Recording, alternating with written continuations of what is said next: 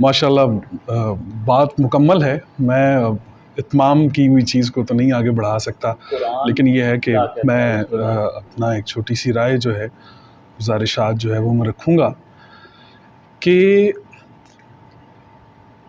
जैसा कि हमारे मसीह भाई यहाँ पे मौजूद हैं, माशाल्लाह अहले तशरीह उलमा मौजूद हैं, देवबंद से मौजूद हैं, बाकी मकातब फ़िक्र भी मौजूद हैं।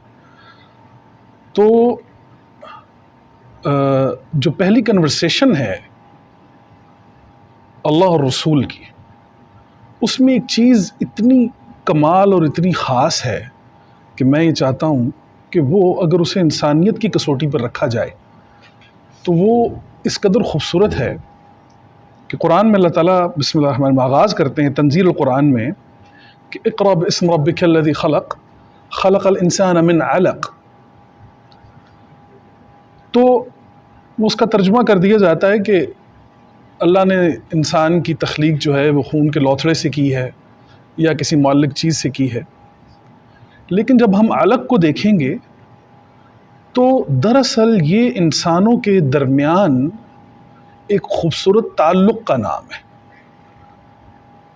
आयत को जब आप देखेंगे ख़लक़ल इंसान मिन अलक़, तो इंसानियत की तख्लीक ताल्लुक़ के बग़ैर नामुमकिन है। ये कुरान का दावा है। फ़र्स्ट कन्वर्सेशन है, उसमें आज अल्हम्दुलिल्लाह उसका एक बड़ा खूबसूरत मज़र आज यहाँ पे मौजूद है कि तमाम मकातब फ़िक्र के माशाल्लाह लोग मौजूद। तो ये ताल्लुक़ जो है ये बहुत खूबसूरत है। दूसरी बात कि कहीं भी मुझे तो अपने माशरे में या मैं बाहर भी रहा हूँ, कहीं भी कोई परेशान हाल इंसान, उसका ताल्लुक़ किसी भी मज़हब से है या कहीं भी किसी चीज़ से है, तो मुझे उसकी परेशानी और बदहाली में जो चीज़ नुमाया नज़र आई है वो इंसानों से लाताल्लुक़ी है। मैंने किसी भी इंसान की परेशानी में जब उसकी तलाशी ली है उसकी ज़ात की, तो उसकी जेब में से तन्हाई निकली है, वो लाताल्लुक़ है।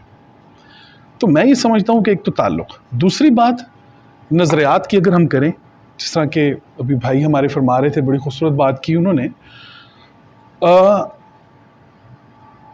नज़रिया जो है उसके हवाले से बड़ी बड़ी फ़िलासफ़ीज़ और बड़े बड़े बयान किए जाते हैं और लेकिन हम लोग कंफ्यूज होकर रह जाते हैं। मैं समझता हूँ कि कुरान के मुताबिक नज़रिया ये है कि नज़रिया इसे नहीं कहूँगा कि मुझे फ़िज़िक्स पसंद है तो मेरे भाई को भी पसंद हो, मुझे बायोलॉजी पसंद है तो मेरे भाई को पसंद हो, जो चीज़ मुझे पसंद हो। नहीं, नज़रिया ये है कि क्या मेरे चेहरे की मुस्कुराहट से मेरे भाई के चेहरे पर मुस्कुराहट आती है कि नहीं? क्या मेरे दुखी होने से, मेरे परेशान होने से किसी इंसान की आंख में आंसू आता है या नहीं? ये है वो नज़रिया, खूबसूरत नज़रिया जिसकी बेस जो है वो कुरान है। उसके बाद आखिरी बात करके मैं बात को ख़त्म करूँगा कि कुरान में दो अल्फाज इस्तेमाल हुए हैं, क़रिया वल मदीना। साबका तमाम उम्मतों की जब वो कौमों की बात करता है कुरान, तो वो क़रिया का लफ्ज़ लाता है कि हमने उनको हलाक कर दिया और क़रिया के साथ आपको हलाक का लफ्ज़ मिलेगा।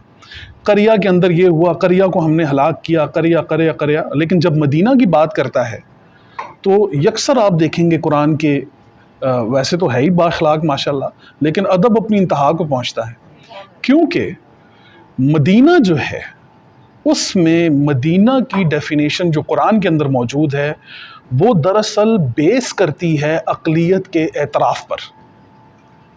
मदीना कहते ही उस शहर को हैं कि जिसमें तमाम अक़लियतों को बराबर हुकूक के साथ तस्लीम किया जाए।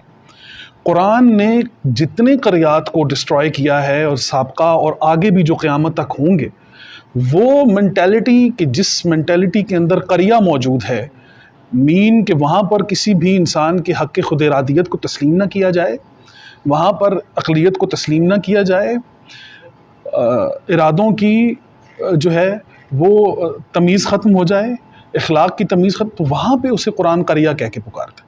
हम अगर आज मदीने के दावेदार बन रहे हैं या हमारे नारों के अंदर ये चीज़ मौजूद है, तो हमें ये जानने की ज़रूरत है कि कुरान जो है वो मदीना किसे कह के पुकार रहा है। क्या मेरा मसीह भाई, क्या मेरा हिंदू भाई, क्या मेरा अहले तशरीह भाई, क्या मेरा सुन्नी भाई, क्या वो सब हम महफूज हैं?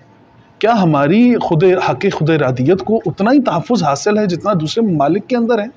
اگر یہ چیز نہیں ہے تو ہم ایک قریہ کے اندر بیٹھے ہوں، ایک ایسا بم کہ جس کی پن نکلی ہوئی ہے۔